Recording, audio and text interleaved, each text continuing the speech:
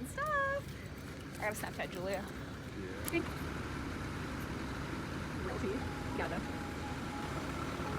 It's so quiet. It's so freaking quiet.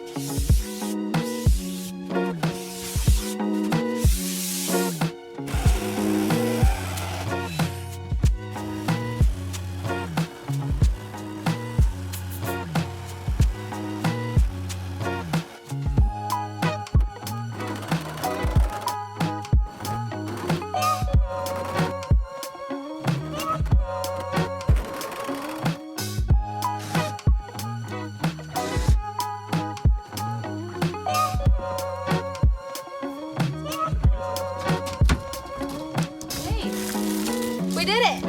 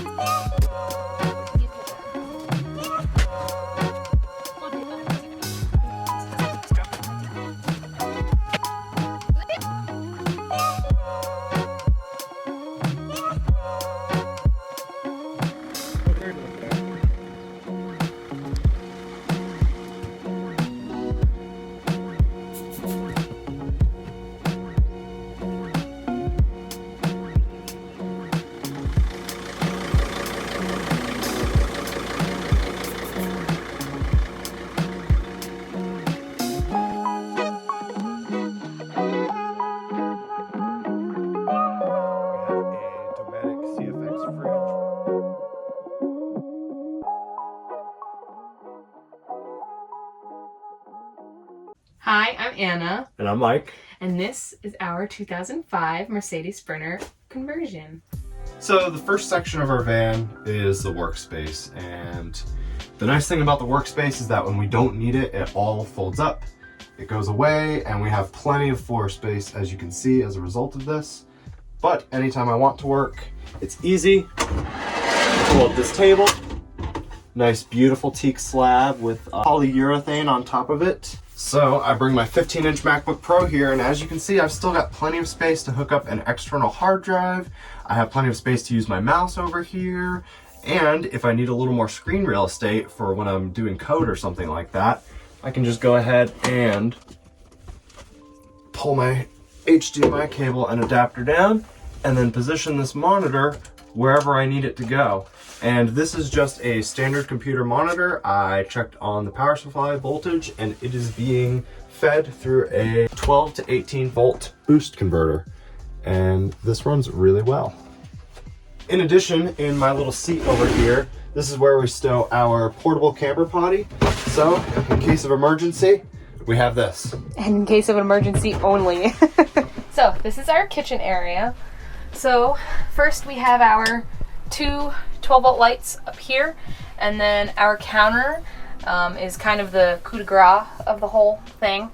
This is a live edge Eastern red cedar slab that we ourselves, me and my brother, processed this from it being a raw slab to sanding it down to epoxying it to installing it, flattening it, all that good stuff. This is all us. And then I have some Eastern red cedar as well for my backsplash here. This is all PVC faux tile that is waterproof, which is obviously very important. And then we have our little drop-in sink here with a working 12-volt sink and a soap dispenser as well as our actual soap that we use. We always use biodegradable. And then obviously down here we just have our water system. So we have our gray water in front because we're going to be emptying that more often than we're going to be filling our freshwater tank back here, just because it's stinky. And then we have all these drawers, and they're all kept in place with RV locks that I have installed on the back side of the drawer so they don't come open while we're driving.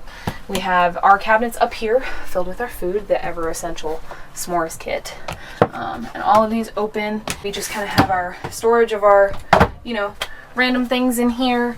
And then this is Mike's electrical cabinet, which I'm sure he will go into greater detail about later because that's his baby here.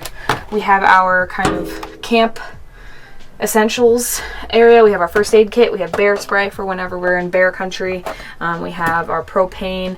We have our tarp that we use in place of an awning. So instead of spending the multiple thousands of dollars for a giant awning, we have a nice 12 by 12 tarp, and we have hooks that we installed on the outside of the van that we can carabiner clip, and they're really convenient. You'll see that in a minute. We're actually using them right now for one of their many other uses. And then as far as my cooking area, I store my stove in here. It is propane operated. This is the Eureka Ignite 2. I got this from REI. And it just opens up. It has the two wind screens. It stands. The reason that I picked specifically this one is because it's very difficult with propane powered stoves to get a good simmer on anything, and this one actually will simmer. I wanted to make cooking as seamless of an experience as possible. And then, in addition to having a stove for fresh food, we also have our lovely Dometic CFX3 75DZ. A little bit of a mouthful. So we just have a little barrel bolt down here. Right now it's unlocked because we're parked, but when we're driving we lock it into place. It won't slide forward, it won't go anywhere. And then we have this whole thing come out this way.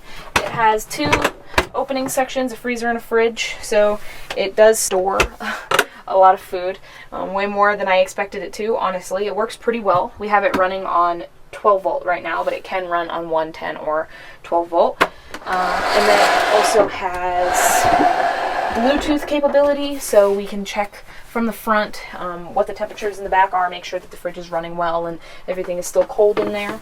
And yeah, the fridge is on a tray on a set of 300-pound drawer slides, which are a little bit overkill, but I needed the full 36-inch extension. And once you get into kind of those crazy sizes like that, the working load that they can hold kind of goes up and up and up as they get more hardy. So this is our bed slash living space, if you will. We have these cabinets up here. These are our clothes slash towels and soft things. I opted to not put any doors on any of these cabinets. All the cabinets in the whole van are all custom built by me and my brother. So I wanted to make sure that I was also thinking about my material costs as well as labor.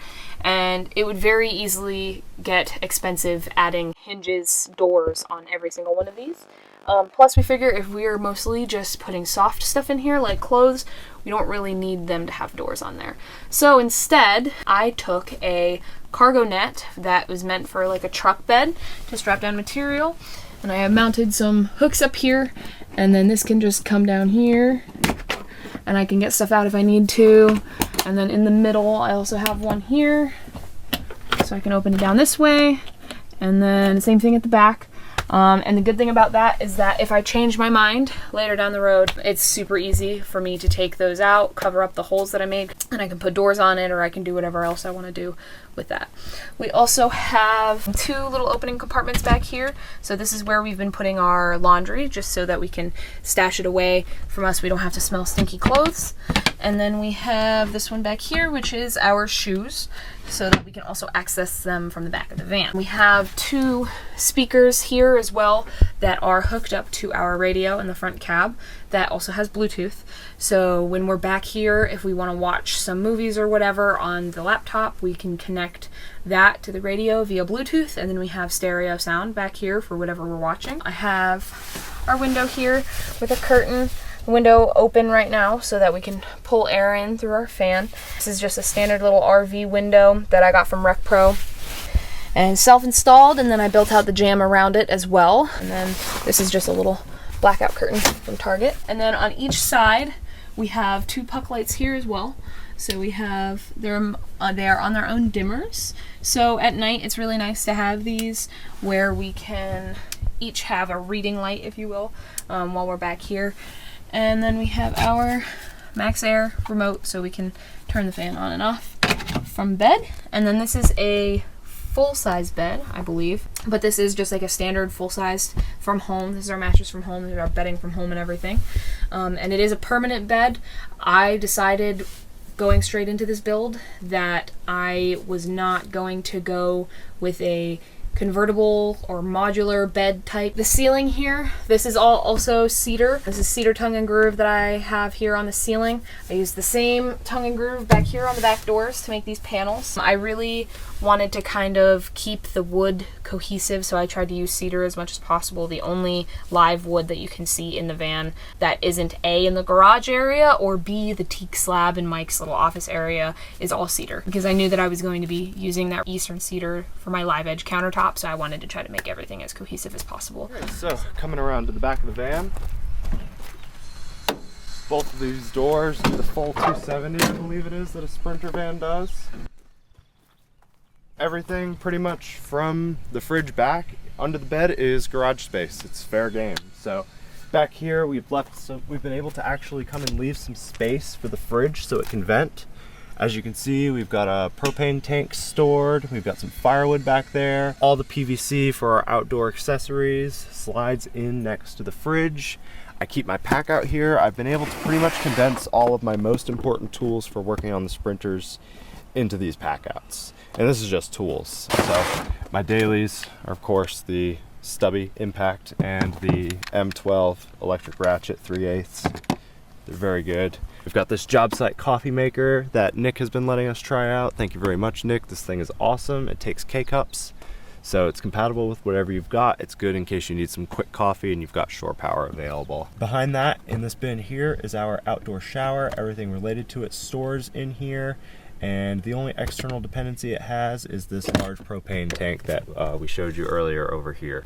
For parts and pretty much everything else, we've got a very deep cabinet here. I mean, this goes all the way to the front of the wheel wells. And I mean, I've shoved parts back there. We've got hoses, we've got multiple jugs of coolant, we've got oil back there. We've got parts upon parts upon parts, transmission dipstick, transmission fluid, extra cables, a spare alternator. Trying to be prepared for as much as I can be on the road with the T1N. And of course, I'm carrying a spare crank and cam sensor kit for Million Mile Sprinter. So our shore power plugs in right here on the driver's side. Pretty easy to get at. Outside, we have installed these stainless steel eye hooks all the way down the side of the van. So they start from right up top of the slider, and honestly we're thinking about adding another one by pulling down the headliner in the cab and adding one up here, since that is still accessible, just so we have a little bit more reach. But this is what I use as my alternative for an awning, as well as where we put our shower stall, as well as right now we're obviously hanging our towels from our shower to dry. I mean, the possibilities really are endless. Clotheslines, you know, lantern hanging for campsites, basically anything that I want to do outside that I need to hang stuff on, I can use these for. I installed them using all stainless steel hardware. That way that they don't rust. I don't have to worry about that at all. It's marine grade, you know, people use it on boats that go into salt water, you know, so I don't have to worry about that. I also adhered them to the van using marine sealant. So, and we checked them all for leaks before we put up the ceiling and finished everything else in there.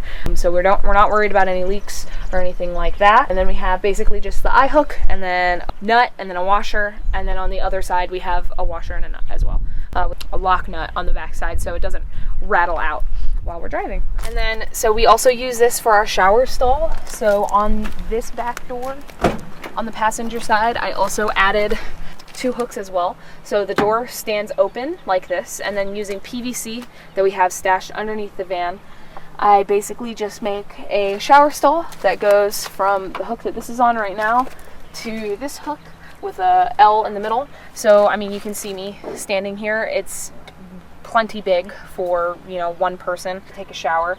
And if we need to wash Twinkie, we can. Anything that we need to do with the shower outside, we can do it. And we just use we can use our tarp if we want. We can get a shower curtain if we want. Really just kind of depends. And then the jewel coat, we can literally set up on the ground right here and have fresh water in from a lake, from a jug, from a river. We have the filter and we have the off-grid kit as well.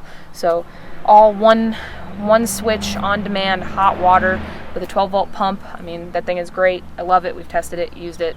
It's great. So anywhere where we are not able to access a shower at our campsite, we have an off-grid shower. And then as far as our front end, we do have a couple upgrades. We have these big, nice new headlights. These are HID projector headlights. They're actually now being sold through Joel Sell at Million Mile Sprinter in relation with the guy that we got these directly from. So they are a little bit pricey, but the difference is night and day. The stock headlights that came on purple were pretty faded, pretty yellow. We resurfaced them, and even then the visibility was not great. And then we changed out our grille. We didn't want the old Dodge badging because everything under the hood says Mercedes, so why shouldn't the front, right? So we have our nice upgraded Mercedes grille as well as our Mercedes badge here. She looks pretty sharp, I think. She looks mean. Absolutely no windshield rust. Yeah, I mean, we got pretty lucky. Purple really has a great body. She had very minimal rust when we got her. She was a FedExer. We got her with a little close to 400,000 miles on it. I think it was like 390 something when we got it. Has since hit 400,000 with me as her owner, but I mean, she runs like a top. I'm almost convinced that the instrument cluster has been swapped out or something, because it does not run like it's been going for 400,000 miles, and the body doesn't look like it's been going for 400,000 miles either. The only rust that we really had on it was on the roof, which we tackled in another video way back in July when I first got her, which we repaired with some grinding out of the rust that was there, repairing the holes, and then we Raptored over it, and she's solid now. The Raptor, a lot of people are really sketched out by Raptor liner. They're convinced that it's hiding shoddy bodywork or, you know, rust or whatever, but you know, in our case especially as well, Purple did have the old FedEx decal on the side of it, and it was covered with what looked like, I don't know if it was airline paint or what, but it was impossible to get off. And I can only imagine what it would have costed for us to take it to a body shop and get it quote unquote properly painted. We did the Raptor all ourselves. It was less than $1,000 for me to get the whole thing the color that I want. I can drive underneath trees in parking lots, and I don't have to worry about my paint getting scratched and then getting rust in my scratches. I don't have to worry about washing it as often as, you know, with regular paint, just because it's hardy. It lasts. I can just pressure wash it if I want to clean it. It's not heavy. It adds noise reduction on top of the spray foam. And our fuel economy has stayed the same since applying the coating. Yeah, so Purple gets about, I think when we filled up today, it was 21.4. The highest I've ever gotten on it is 24.2. I don't know what I was doing then. I do keep track of all my fill-ups and everything so that I can keep an eye on my gas mileage, but she hovers around, I will say, 21. Even completely loaded the way that it is right now, we're still pulling that. So I mean, I don't know. I don't think that the Raptor is doing anything to hurt my gas mileage. So we added a couple upgrades as well to just help improve our life while we're on the road. One of them is we got these Tpms sensors. They connect, we have one on each tire, and we have a little monitor that we have up in the cab that keeps track of what all the pressures are on every wheel while we're driving, so we don't have to worry about getting super low pressure. We can top up whenever we need to. So the first and most obvious upgrade we have up front in the cab is my steering wheel. So I sewed on this steering wheel myself. Came in a kit with just the steering wheel and the thread, so I put that on there, and then Mike helped revamp my airbag cover. So we have our Mercedes badge, and we have it repainted to match the steering wheel cover. This is our Tpms sensor that I was just talking about. So this here will tell me all the pressures of all my tires. We have our Notabox here, so that keeps track of the engine load, oil temperature, water temperature, basically anything you need to know about what's going on in here. And it also is a code scanner. We added cruise control, so she has cruise control enabled, so that's great. We also added our side markers on the side, our sequential side markers. So when we use our blinkers, those look cool. They match our new headlights. And then we have our little stack here. So we have a 12 volt plug that we can use, as well as a dual USB 1 amp and 2.1 amp charger. We have our central locking here. This wire connects to our aftermarket radio, so this we can also use on our battery, and it will turn on, and we can use it for the back, and we can use it's CarPlay compatible, Android Auto compatible, all of that. Obviously, the time's not right now, but yeah, and it plugs right into our phones, charges our phones, and that works great. Technical note, this is a single DIN radio with a floating screen here.